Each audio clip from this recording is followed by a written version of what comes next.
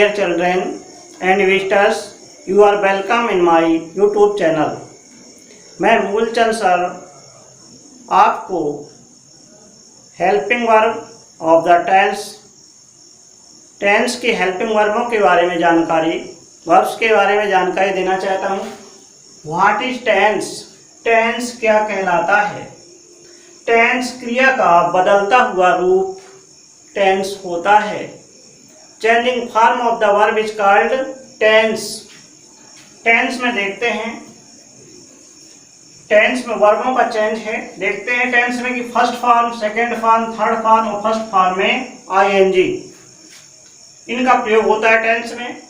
और helping verb of the tense, tense की सहायक क्रियाएं क्या होती हैं?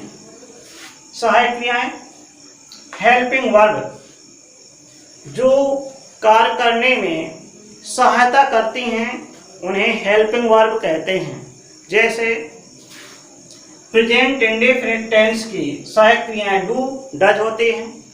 पास्ट इंडेफिनिट टेंस की सहायक क्रियाएं डिड होती है।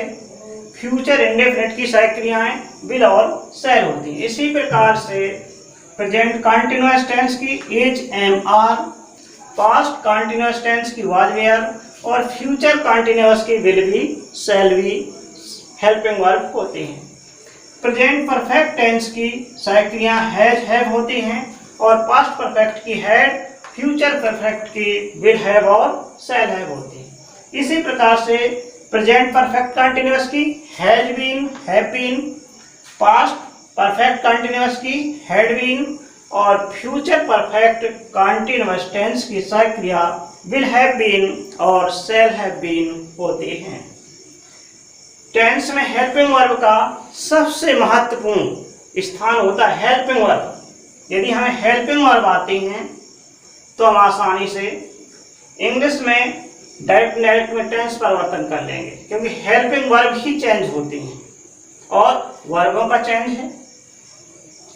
अतः इसी प्रकार से हम टेंस की हमें पहचान आना चाहिए हिंदी में, तो हम टेंस आसानी से जब पहचान जाएंगे कौन सा टेंस है तो हम आसानी से वाक्य बना सकते हैं, सेंटेंस बना सकते हैं।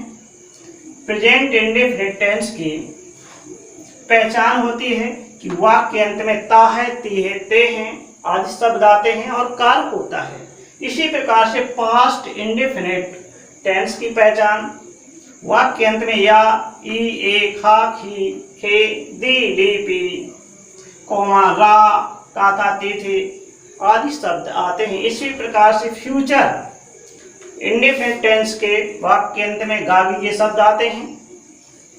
प्रेजेंट कंटीन्यूअस टेंस वाक्य के अंत में रहा है, रही है, रहे हैं शब्द आते हैं। पास्ट कंटीन्यूअस टेंस में रहा था, रही थी, रहे थे शब्द आते हैं। और फ्यूचर कंटीन्यूअस टेंस वाक्य के अंत में रहा होगा, रही होगी और रहे होंगे शब्द आते हैं। प्रेजेंट परफेक्ट टेंस चुका है, चुकी है, चुके हैं और वाक्य के अंत में या है, ई, ए हैं। पास्ट इंडेफिनिट में या, ई, ए, खा, खी, खे आदि शब्दों में है लगा दें तो प्रेजेंट परफेक्ट हो जाता है। इसी प्रकार से पास्ट परफेक्ट चुका था, चुकी थी, चुके थे आदि शब्द आते हैं तो पास्ट परफेक्ट टेंस की पहचान हो जाती है। Future perfect tense, future perfect tense में वाक्य के अंत में चुका होगा, चुकी होगी और चुके होंगे शब्द आते हैं। इसी प्रकार से next present perfect continuous tense की सहायक क्रियाएं हैज बीन, हैव बीन होती हैं और वाक्य के अंत में से रहा है, से रही है, से रहे शब्द आते हैं। सिंस फॉर का प्रयोग होता है और वर्ब में फर्स्ट फॉर्म में आईएनजी का प्रयोग होता है। समय दिया रहता है, इसमें सिंस और फॉर का प्रयोग करते हैं। इसी प्रकार से पास्ट परफेक्ट कंटीन्यूअस की सहायक क्रिया हैड बीन होती है और वाक्य के अंत में से रहा था, से रही थी, से रहे थे शब्द आते हैं। फ्यूचर परफेक्ट कंटीन्यूअस टेंस की सहायक क्रियाएं विल हैव बीन और शैल हैव बीन होती हैं और वाक्य के अंत में से रहा होगा, से रही होगी, से रहे होंगे शब्द आते हैं। और ये present, past, future, perfect continuous में समय दिया रहता है, सिंस फॉर का प्रयोग होता है और इसमें समय दिया रहता है और फर्स्ट फॉर्म में आईएनजी का प्रयोग करते हैं। हमारे टेंस के 3 भाग होते हैं, प्रेजेंट टेंस, पास्ट टेंस और फ्यूचर टेंस। इसमें कार्य प्रारंभ होता है, कार्य जारी रहता है, कार्य पूर्ण हो जाता है और पूर्ण रहने के बाद भी जारी रहता है। अर्थात present indefinite, present continuous, present perfect, present perfect continuous. Present में 4 भाग जोड़ दिए। इसी प्रकार से हम पास्ट में 4 भाग जोड़ देंगे। Past indefinite tense, past continuous tense, past perfect और past perfect continuous tense. Future indefinite, future continuous, future perfect और फ्यूचर परफेक्ट कंटीन्यूअस टेंस। इसी प्रकार से टेंस के 3 भाग हो गए, प्रेजेंट, पास्ट, फ्यूचर, और प्रत्येक में इंडेफिनिट, कंटीन्यूअस, परफेक्ट और परफेक्ट कंटीन्यूअस के 4 भाग। चारों में 3 का गुणा करने के 4 3 12 भाग हो जाते हैं। हमें टेंस आना बहुत जरूरी है, दोनों की पहचान होना बहुत जरूरी। पहचान से हम आसानी से टेंस सीख जाएंगे। इसी प्रकार से टेंस में आपके प्रेजेंट इंडेफिनिट टेंस 4 सेंटेंसों का प्रयोग होता है। Affirmative sentence, negative sentence, interrogative sentence और इंट्रोगेटिव और निगेटिव सेंटेंस का प्रयोग होता है। अर्थात टेंस में 4 सेंटेंसों का प्रयोग होता है। अफर्मेटिव सेंटेंस, जिस वाक्य में कार्य का होना पाया जाए उसे अफर्मेटिव सेंटेंस कहते हैं। जिस वाक्य में कार्य का होना नहीं पाया जाता है उसे नेगेटिव सेंटेंस कहते हैं। उसमें नेगेटिव वर्डों का प्रयोग करते हैं। No, not, never, no, nothing और नो वन का प्रयोग होता है। इंट्रोगेटिव सेंटेंस, क्वेश्चन वर्ड, पहले हेल्प, कर्ता से पहले हेल्पिंग वर्ब का प्रयोग हो सकता है। जो हमारे टेंसों की सहायक क्रियाएं दी हैं तो उनका सबसे पहले प्रयोग होता है। अगर वाक्य में क्या हो सबसे पहले प्रयोग कर सकते हैं। इसी प्रकार से हेल्पिंग वर्ब से पहले इंट्रोगेटिव क्वेश्चन वर्ड का प्रयोग होता है। अंत में क्वेश्चन मार्क आता है, जिससे हमें इंट्रोगेटिव सेंटेंस की पहचान हो जाती है। जब कर्ता से पहले सहायक क्रिया और क्वेश्चन, उससे पहले क्वेश्चन वर्ड हो और कर्ता के बाद नॉट का प्रयोग हो तो उसे हम इंट्रोगेटिव और निगेटिव सेंटेंस कहते हैं। इस प्रकार से 4 सेंटेंसों का प्रयोग हमारे टेंस में होता है, जिसका आना बहुत आवश्यक है।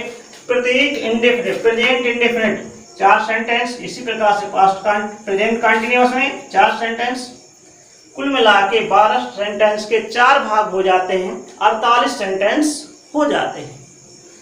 प्रिय बच्चों, आप सबको टेंस की हेल्पिंग वर्ब आना बहुत जरूरी है।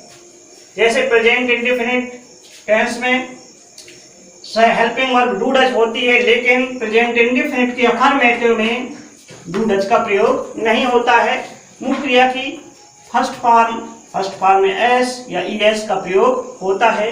उसी प्रकार से पास्ट इंडेफिनिट की अफर्मेटिव सेंटेंस में मुख्य क्रिया की सेकंड फॉर्म का प्रयोग होता है। कर्ता के बाद मुख्य क्रिया की सेकंड फॉर्म का प्रयोग होता है। और सभी टेंसों में, अफर्मेटिव सेंटेंस छोड़ करके सभी टेंसों में सहायक क्रिया की सहायता से हम टेंस को पहचान सकते हैं।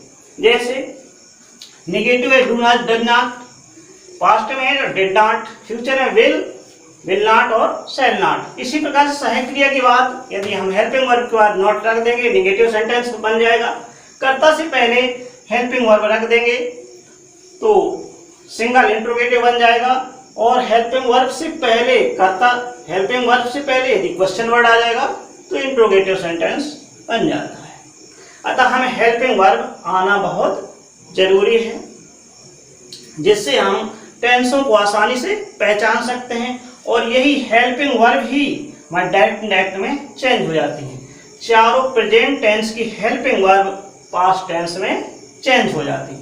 प्रेजेंट इंडेफिनिट टेंस की पास्ट इंडेफिनिट में, प्रेजेंट कंटीन्यूअस की is are am was were में बदल जाती हैं, हैज हैव हैड में, और has been have been had been में बदल जाती है। अर्थात चारों प्रेजेंट के भाग पास्ट में बदल जाते हैं। और पास्ट के 2 भाग भी बदल जाते हैं, पास्ट इंडेफिनिट पास्ट परफेक्ट में और past continuous past perfect continuous tense में। हेल्पिंग वर्ब का चेंज होता है और वर्बों का चेंज होता है। केवल फ्यूचर में विल का वुड और शैल का शुड हो जाता है। ये बच्चों, और इसमें वर्ब, मेन वर्ब का आना बहुत जरूरी है, क्योंकि first form, second form, third form आना बहुत जरूरी है, जिससे हम सेंटेंस, टेंस बना सकें। वर्ब से कार्य होता है, इसलिए सहायक क्रिया और वर्ब आना बहुत जरूरी है। इसके पश्चात हमें कर्ता, क्रिया, कर्म के बारे में मालूम होना चाहिए कि सब्जेक्ट क्या है, हेल्पिंग वर्ब क्या है, उसमें वर्ब क्या है, मेन वर्ब की first form, second form, third form, first form में आईएनजी, इन सब का आना बहुत जरूरी है। इसलिए टेंस आपका और टेंस की हेल्पिंग वर्ब, ये ट्रांसलेशन का भौतिक आधार है। ट्रांसलेशन क्या है? मेन आधार है। जब तक आपको सेंटेंस, टेंस की जानकारी नहीं होगी, ट्रांसलेशन नहीं कर सकते हैं, और आप active voice, passive voice, direct, indirect बनाने में आपको आसानी हो जाएगी। यदि टेंस आते हैं तो आसानी से हम ट्रांसलेशन कर सकते हैं। टेंस, सेंटेंस, डायरेक्ट, इनडायरेक्ट सब कुछ बना सकते हैं। प्रिय विजिटर्स, यदि आपको यह वीडियो पसंद आए तो हमारे YouTube चैनल को सब्सक्राइब कर लें और आपके लिए हम नए नए वीडियो बनाते रहेंगे, जिससे आपके बच्चों का, विजिटर देखने वालों का, कंपटीशन तैयारी करने वालों का, क्योंकि अंग्रेजी बहुत महत्वपूर्ण सब्जेक्ट है। English is very important subject, इसलिए और हर टेस्ट में इंग्लिश ग्रामर का प्रयोग होता है। इसलिए मैं आपके लिए नए नए वीडियो बनाता रहूँगा। नेक्स्ट वीडियो आपको फिर बनाऊँगा। जय हिंद, जय भारत।